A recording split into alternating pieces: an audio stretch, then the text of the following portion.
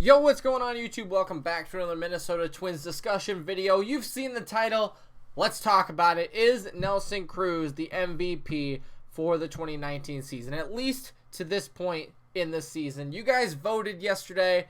I'm going to have to, well, you'll just have to wait and see. We're going to go through everyone's stats who you guys voted on. Polanco, Kepler, and Cruz. And we're going to see who really deserves to be the MVP so far this season. But I'll tell you guys, I do agree with you. Nelson Cruz is probably who I would say is the MVP. And it's really because of what he's done lately. But we're going to start with Jorge Polanco because this guy, some of you guys did vote for him. And we're going to say why. Because obviously, you know, this guy, he's in the conversation, I would think. At least he was at the beginning of the year. So let's talk about it. This season, he was an all-star.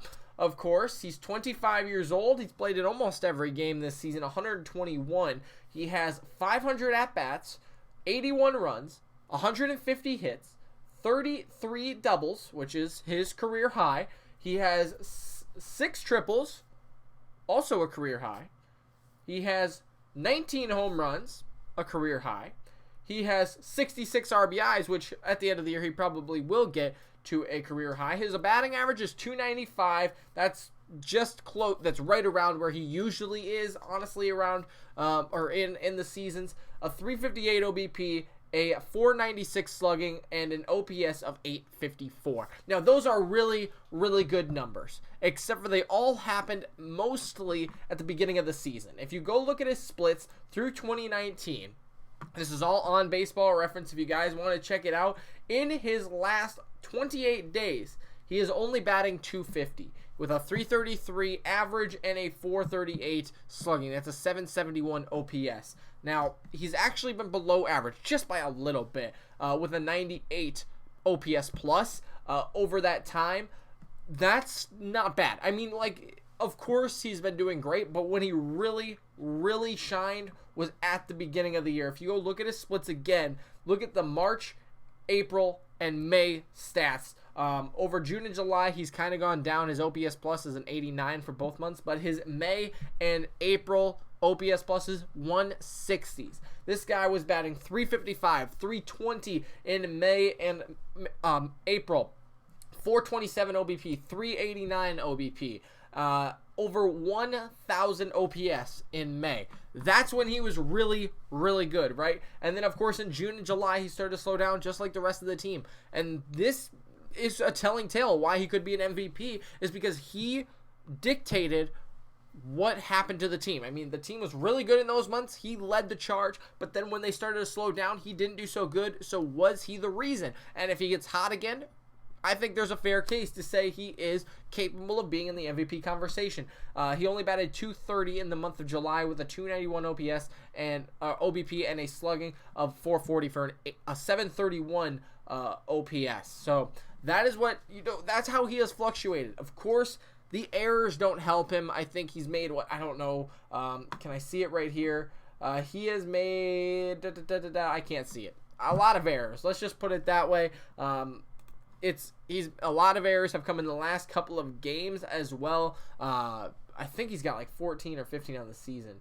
He has 17 this season. There we go. I found it. 17 this season. Most of them have come in the last couple of games. That really hurts his chances, in my opinion. But again, he was really good at the beginning of the season. If he could finish at the end of the season with that, I think he's got a chance. Let's go to Max Kepler though, because honestly, this guy was in the running for I think a long time. He's been solid this entire year. Probably the best overall guy we've had because he can play the outfield. He can hit. He can probably pitch. I don't know. But this guy has been so good. His OPS plus well over 100 at 125. I mean, this guy, he doesn't hit for contact as much as he used to, but his numbers are still better than any other season, and I think they could even be better. He's played it again almost every game this season, 117, 468 at-bats, 87 runs, 119 hits, 28 doubles, no triples, 34 home runs, which leads the team, then 84 RBIs.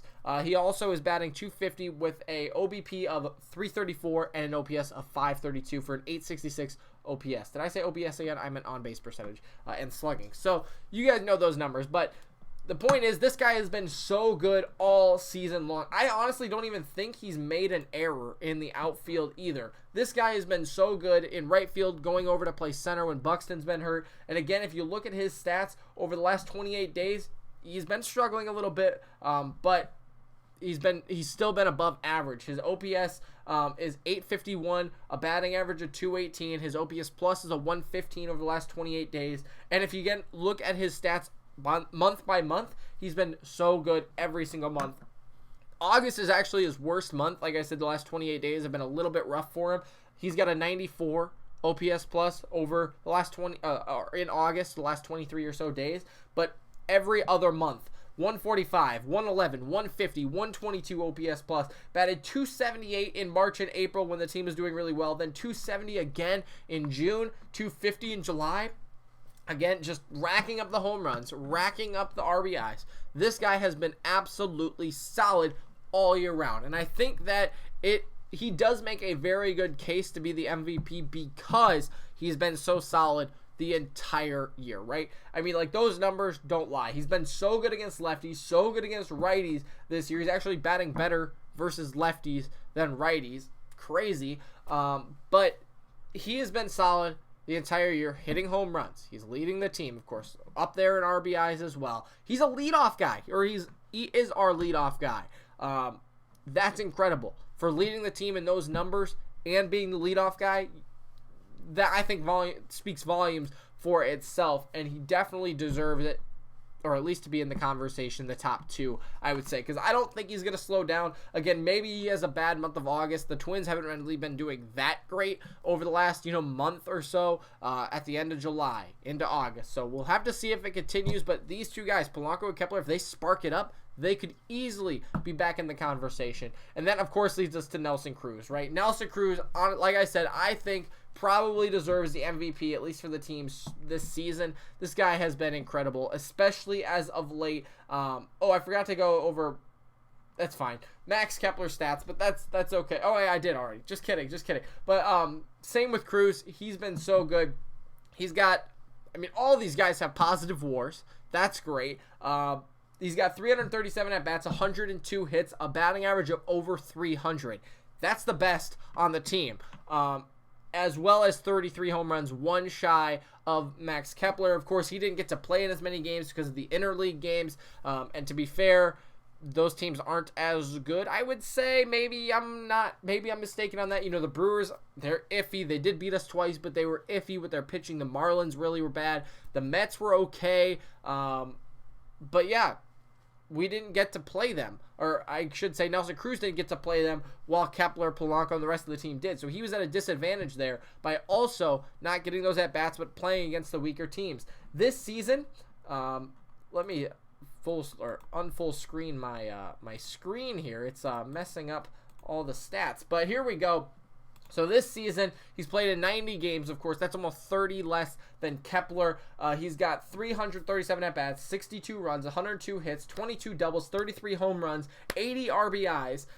He's not an all-star. Probably should have been. Same with Kepler, I guess. But 303 average, 389 OBP, 662 slugging, a 1.05 OPS, the highest of his career.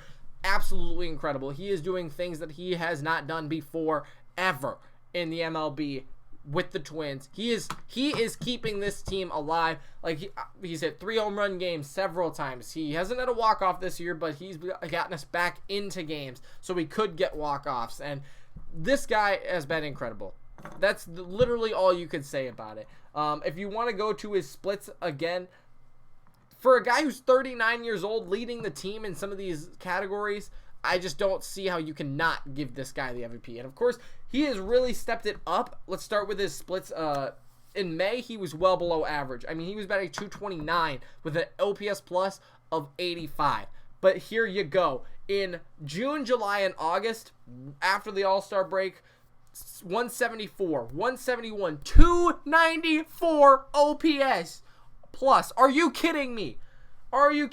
In the month of August, he's played 11 games, 44 at-bats. He is batting 450 with a slugging of .01. That is an OPS of 1.6. How do you keep this guy off the team? How do you keep this guy from getting the MVP for this season? Absolutely incredible. And like I said, even in May when he struggled, he still had an OPS of 700, which realistically, like I showed you with the other two guys, is right there. And they've been good all season. This is incredible. If he keeps this up, he wins MVP for sure. But if he slumps again, then maybe Kepler has a chance. I just don't see it, though. Kepler, he's been doing great, but Cruz has just stepped it to another level and taken over the Minnesota Twins. And that's why he has got to be the MVP of the 2019 season, at least so far this season. There's still a month to go, and that month arguably is the most important month, so that could really change a lot in terms of who gets the MVP. But I want to know what you guys think. Do you guys think that Cruz should get it? I know I just went over their stats, some more information. Maybe that changes your opinion. Let me know down in the comments.